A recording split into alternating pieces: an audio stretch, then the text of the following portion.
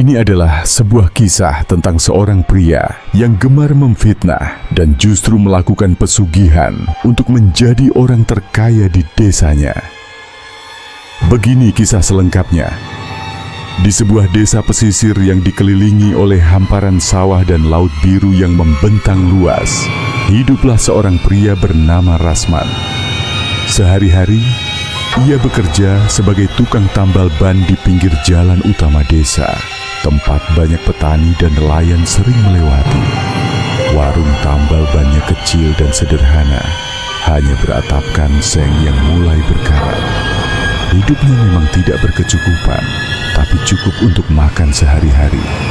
Namun, ada satu hal yang selalu mengganggu pikirannya, kehidupan tetangganya Haris.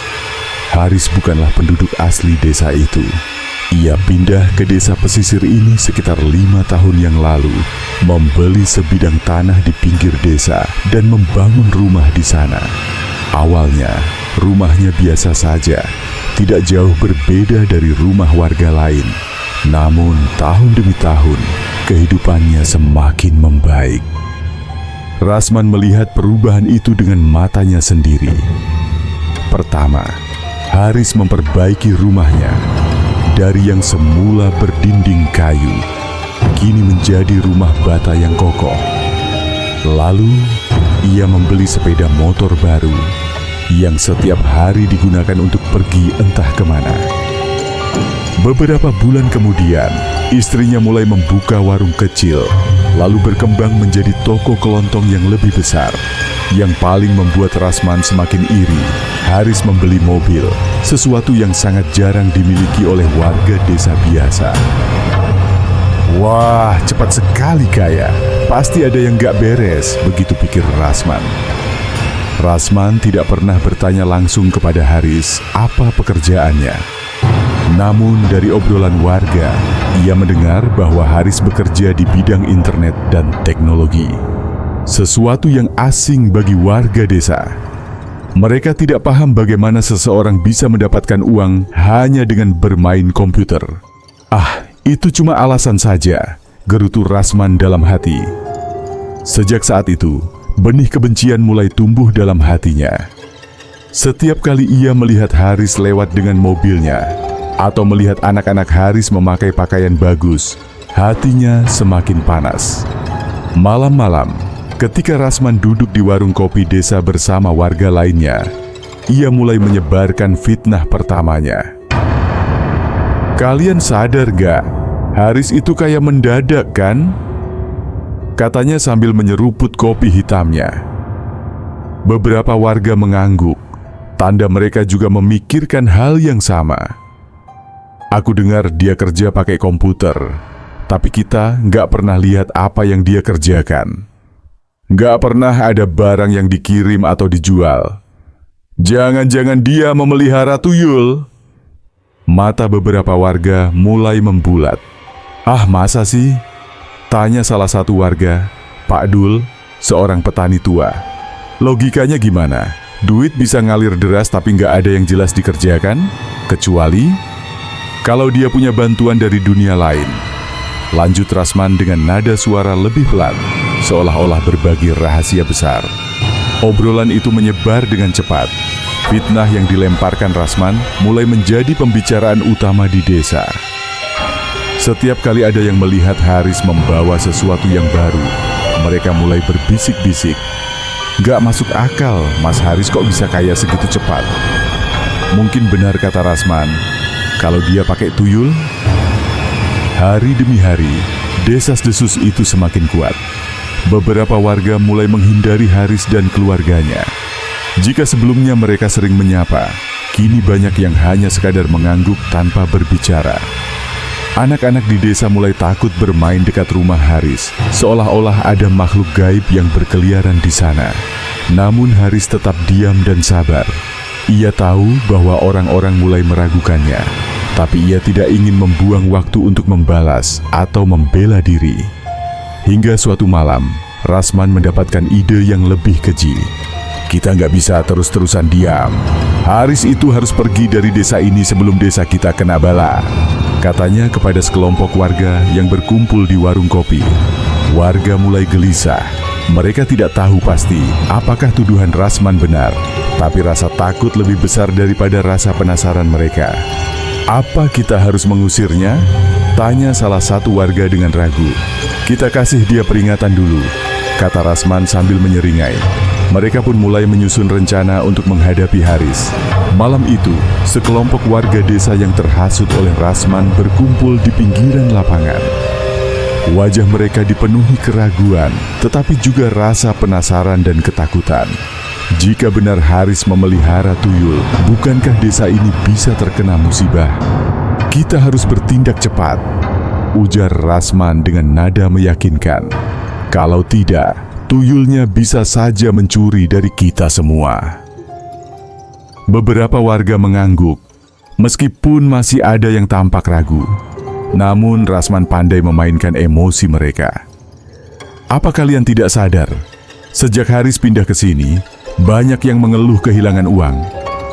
Kadang cuma sedikit, tapi lama-lama bisa habis. Pasti ini ulah tuyulnya." Desas-desus itu semakin membuat suasana panas.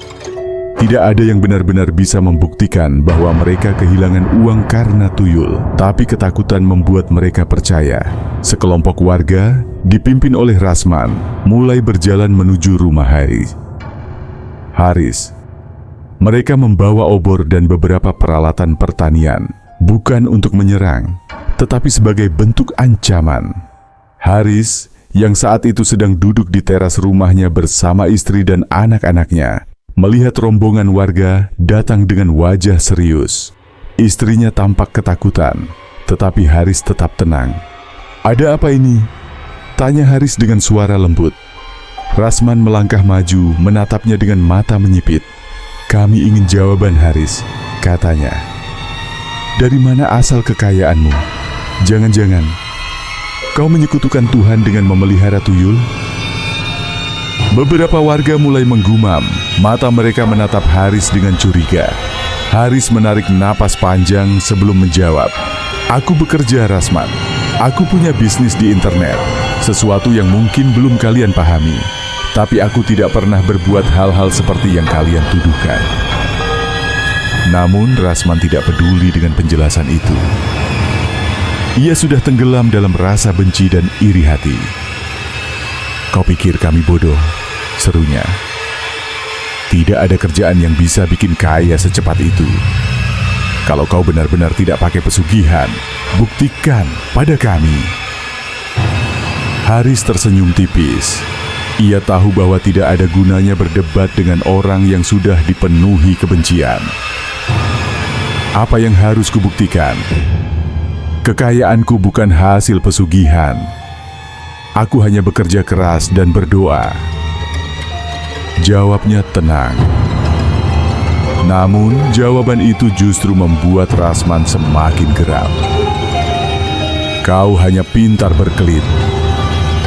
Kau tahu, Haris, kau lebih baik pergi dari desa ini sebelum sesuatu yang buruk terjadi padamu." Beberapa warga mulai merasa bahwa situasi ini sudah kelewatan. "Rasman, jangan keterlaluan. Kita tidak punya bukti apapun, Ja," ujar seorang warga, Pak Dul, yang sejak awal memang tidak terlalu percaya dengan tuduhan Rasman. Namun, Rasman tidak mau menyerah. "Kalau kalian tidak percaya, lihat saja nanti. Aku yakin cepat atau lambat, kebenaran akan terungkap," katanya dengan nada penuh ancaman sebelum berbalik pergi. Haris tetap diam, memilih untuk tidak melawan fitnah dengan kebencian. Malam itu, kabar tentang pertemuan di rumah Haris tersebar ke seluruh desa. Sebagian warga mulai meragukan fitnah Rasman, tetapi sebagian lainnya masih terpengaruh dan percaya bahwa Haris memang melakukan pesugihan. Namun, yang mereka tidak tahu adalah siapa sebenarnya yang bermain dengan dunia gaib. Malam semakin larut, tapi Rasman tak bisa tidur. Ia mondar-mandir di dalam rumahnya, tubuhnya panas oleh amarah dan pikirannya penuh dengan kebencian terhadap Haris. "Orang itu pura-pura suci," gumamnya sambil menggertakkan gigi. "Tapi aku tahu Dia pasti melakukan sesuatu yang terlarang. Namun jauh di lubuk hatinya, ada ketakutan yang lebih dalam, bukan kepada Haris, tapi kepada dirinya sendiri. Ia adalah seorang pembohong. Kenyataannya, bukan Haris yang melakukan pesugihan. Dialah yang telah membuat perjanjian gelap. Beberapa tahun sebelumnya, saat Rasman masih berjuang sebagai tukang tambal ban yang miskin, hidupnya penuh kesulitan. Ia nyaris tidak bisa makan setiap hari. Utangnya menumpuk, istrinya sakit-sakitan, dan orang-orang memandangnya sebelah mata. Dalam keputusasaan itu, ia menemui seorang dukun yang dikenal memiliki hubungan dengan makhluk halus di pantai selatan. "Kalau kau ingin kaya, kau harus berani," kata sang dukun sambil menatapnya dengan mata tajam. Rasman menelan ludah. Aku akan melakukan apa saja," jawabnya tanpa berpikir panjang. Dukun itu lalu menggambar simbol-simbol aneh di atas pasir pantai dan mulai merapal mantra.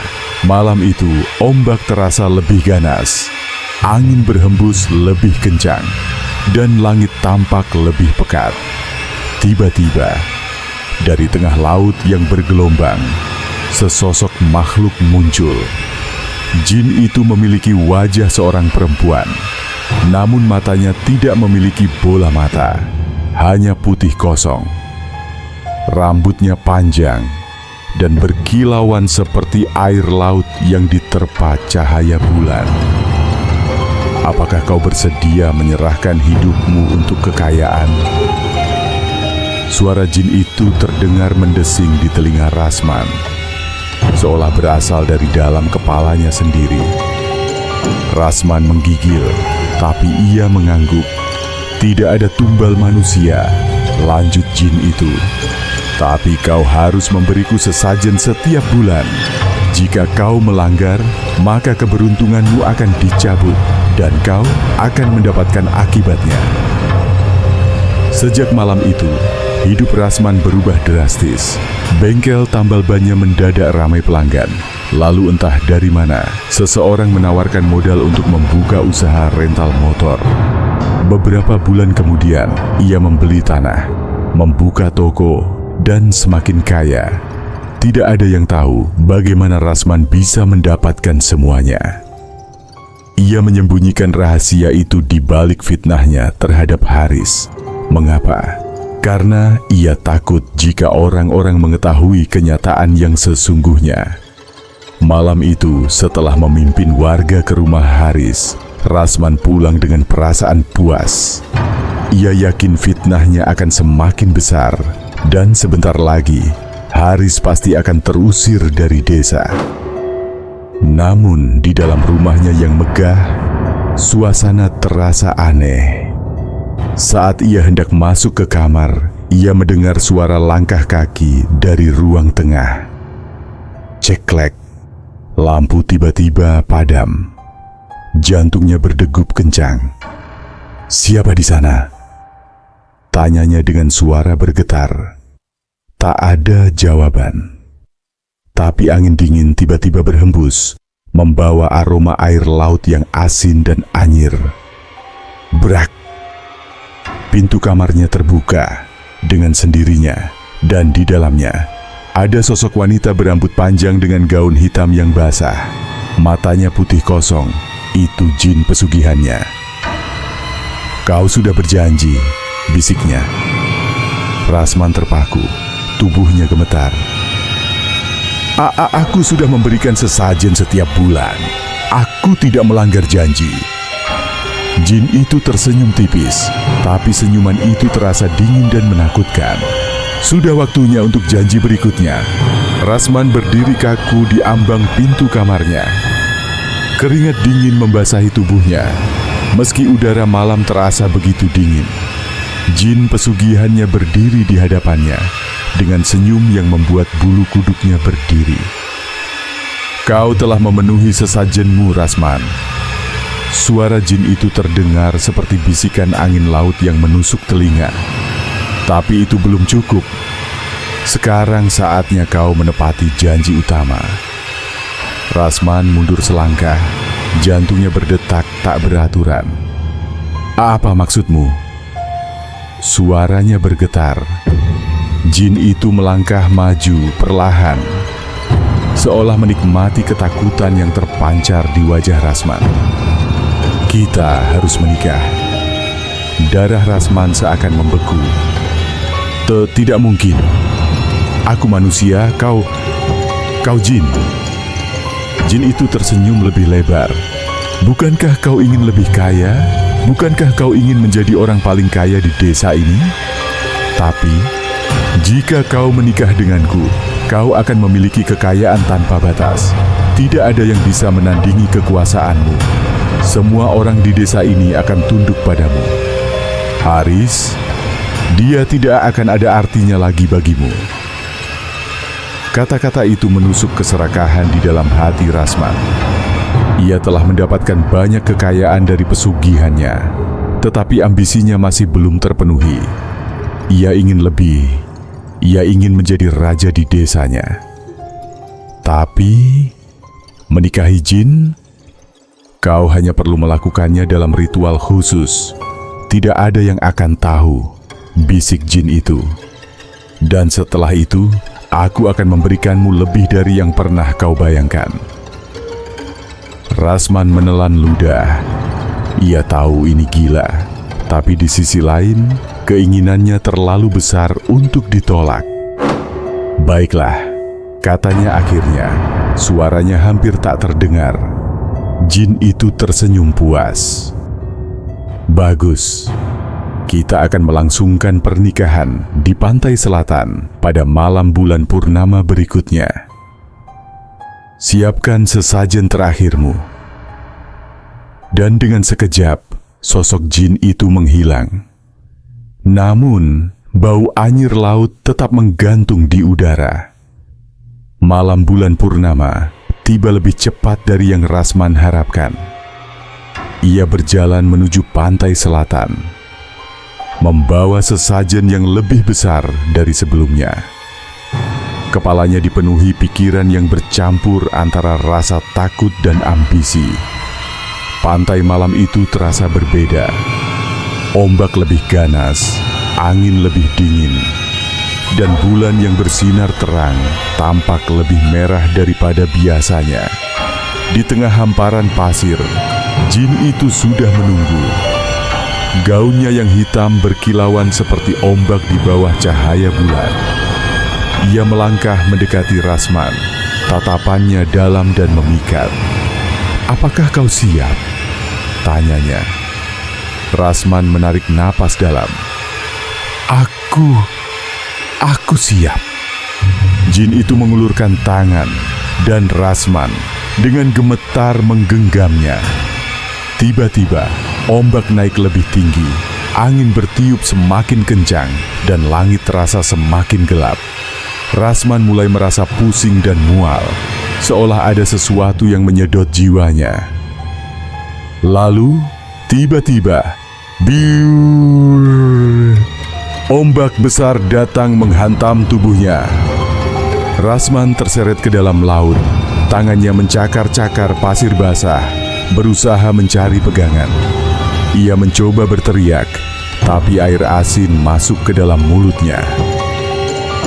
Di tengah ombak yang menggila, sosok jin itu berdiri di atas air, menatapnya dengan tatapan dingin. "Kau milikku sekarang, Rasman," bisiknya. Rasman meronta, tapi kekuatan laut menelannya lebih dalam. Dalam hitungan detik, ia menghilang ke dalam kegelapan samudra. Desa tidak pernah menemukan jasadnya. Namun sejak malam itu, di sekitar pantai selatan, orang-orang sering mendengar suara jeritan laki-laki di tengah malam. Terdengar samar di antara suara deburan ombak. Pagi setelah kejadian itu, desa digemparkan oleh kabar menghilangnya Rasman. Beberapa warga mengatakan, mereka melihatnya pergi ke pantai malam sebelumnya, membawa sesajen seperti biasa. Tetapi tidak ada yang melihatnya kembali. "Apa mungkin dia tenggelam?" bisik seorang warga. Tapi dia sudah sering ke pantai. Kenapa baru sekarang hilang? Sahut yang lain. Desa yang tadinya sibuk membicarakan fitnah tentang Haris, kini justru dilanda ketakutan. Apalagi beberapa nelayan yang pergi melaut mengaku mendengar suara aneh dari tengah laut. "Tolong aku. Tolong." Suara itu mirip suara Rasman, tetapi terdengar sayup, seolah berasal dari dalam air. Misteri Rasman menjadi topik utama di warung kopi, di sawah, di dermaga, dimanapun warga berkumpul. Namun tidak ada yang benar-benar tahu apa yang terjadi. Di tengah kegemparan itu, perhatian warga perlahan beralih pada Haris. Seorang tokoh desa, Pak Dul, mengumpulkan warga di balai desa dan berkata, "Kita dulu menuduh Haris tanpa bukti. Kita mempermalukannya, menuduhnya memelihara tuyul. Tapi lihatlah apa yang terjadi. Justru Rasman yang akhirnya terkena musibah." Warga terdiam. Mereka mulai sadar bahwa selama ini mereka telah tertipu oleh hasutan Rasman. Seseorang berbisik, "Apa mungkin Rasman yang sebenarnya melakukan pesugihan?" Desas-desus itu menyebar dengan cepat, dan sedikit demi sedikit kebenaran mulai terungkap. Beberapa warga yang dulu dekat dengan Rasman mulai berbicara. "Aku pernah melihatnya membawa sesajen ke pantai. Aku juga pernah curiga, dia dulu hanya tukang tambal ban, tapi tiba-tiba punya bisnis di mana-mana." Semakin banyak orang berbicara, semakin jelas bahwa Haris adalah korban fitnah, dan Rasmanlah yang menyimpan rahasia kelam. Sejak hilangnya Rasman, pantai selatan menjadi lebih menyeramkan. Para nelayan yang biasanya berani melaut hingga malam, kini takut untuk keluar setelah matahari terbenam. Mereka sering melihat bayangan hitam berdiri di atas air atau mendengar suara orang menangis di kejauhan. Seorang nelayan tua yang pernah tersesat di laut mengaku melihat sosok Rasman dengan mata kosong dan tubuh basah kuyup berjalan di atas ombak, memanggil-manggil seseorang. Tapi setiap kali didekati, sosok itu menghilang di balik gelombang.